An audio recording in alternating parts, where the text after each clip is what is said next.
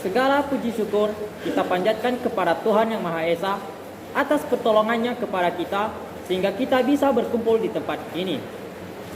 Sebelum saya sampaikan sepatah dua patah kata, terimalah salam saya dalam bahasa daerah Nias kita, Yahoo. Yang saya hormati Ibu pengasuh mata kuliah dan yang saya hormati teman-teman semua yang telah menonton video pada siang hari ini. Hadirin yang saya hormati, pada kesempatan kali ini saya akan membawakan pidato yang berjudul Menjadi Pengguna Smartphone yang Cerdas. Hadirin yang saya hormati, pada era digital seperti sekarang, keberadaan dompet di posisi pertama, barang yang wajib dibawa sudah tergusur digantikan oleh smartphone. Banyak yang lebih memilih dompetnya ketinggalan daripada smartphone yang ketinggalan. Tanpa smartphone, dunia terasa berjalan lebih lambat, terasa hampa, dan tiada gunanya. Smartphone bisa menjadi pelampiasan ketika tidak ada kerjaan. Smartphone juga bisa membuat kita tidak kelihatan seperti anak hilang di tengah keramaian. Hadirin yang saya muliakan, smartphone tidak pernah lepas dari tangan. Saat makan, minum, belajar, piknik, reuni, bahkan mandi, smartphone harus ada di tempat dekat tujuan. Coba, siapa yang melakukan ritual alam di toilet selalu bawa smartphone? Mengakulah kalian generasi milenials. Hadirin yang saya hormati, menurut penelitian Poison Wireless pada tahun 2015, 90% orang memakai smartphone-nya saat berada di kamar mandi. Masih mau mengelak? Saya juga merasa bahwa smartphone adalah salah satu hal penting yang wajib untuk selalu berada di dekat saya. Kalau dipikirkan lagi, smartphone adalah bentuk sederhana dari segala hal rumit yang ada di dunia. Saya bisa melakukan banyak hal memakai satu perangkat. Bukankah itu hal yang sangat menyenangkan dan praktis? Tahu sendiri orang zaman sekarang tidak bisa kalau dibuat ribet. Semuanya harus serba praktis. Hadirin yang saya muliakan, setiap waktu, smartphone atau jenis gadget apapun harus siap di tangan. Kapan saya dibutuhkan, tinggal ambil satu perangkat, lalu melakukan kegiatan yang diinginkan. Hal itu bisa menimbulkan dua dampak, yaitu positif dan negatif. Menjadi sesuatu yang positif ketika smartphone dijadikan media untuk berprestasi. Misalnya, seorang penulis, dia akan menulis berbagai ide yang datang seenak jidat di smartphone-nya. Dia tanpa menggunakan kertas dan pulpen.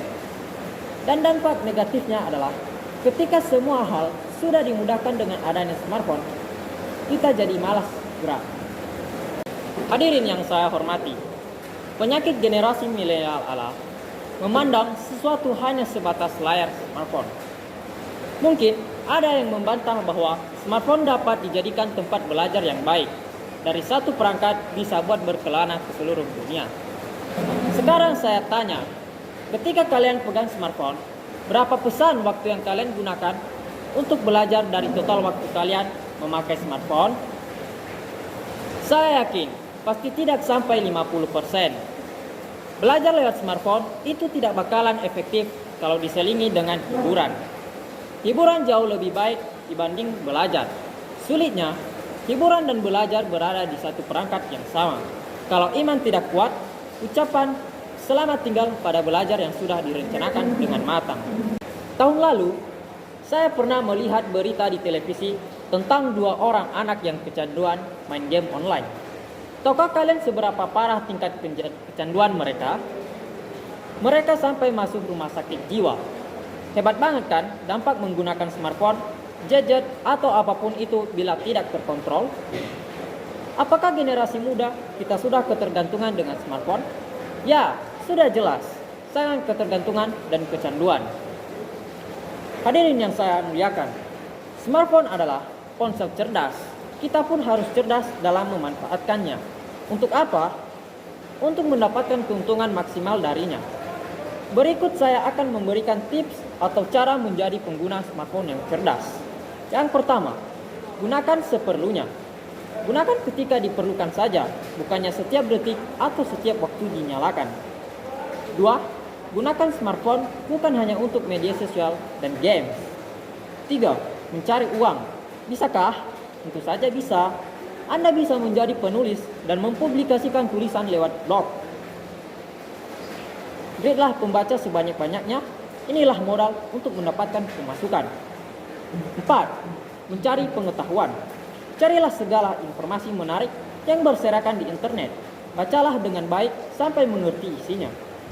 5. Mencatat jadwal kerja dan rapat. Dalam smartphone, ada aplikasi yang bisa digunakan untuk mencatat apapun, baik itu untuk jadwal rapat ataupun daftar deadline kerja dan aktivitas lainnya. Jadi, smartphone bisa dimanfaatkan untuk memacu produktivitas sehingga semakin banyak pekerjaan yang bisa dituntaskan. Hadirin yang saya hormati, itulah beberapa gambaran umumnya menjadi pengguna smartphone yang cerdas.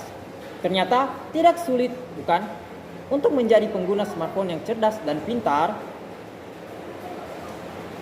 intinya kita harus pandai-pandai dalam memilih dan memilah aktivitas yang mana yang harus dilakukan dan tidak dilakukan secara berlebihan.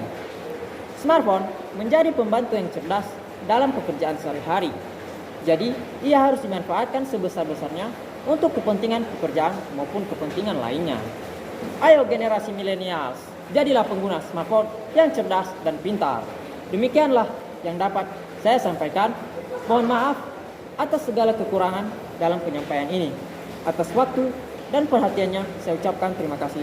Yahoo!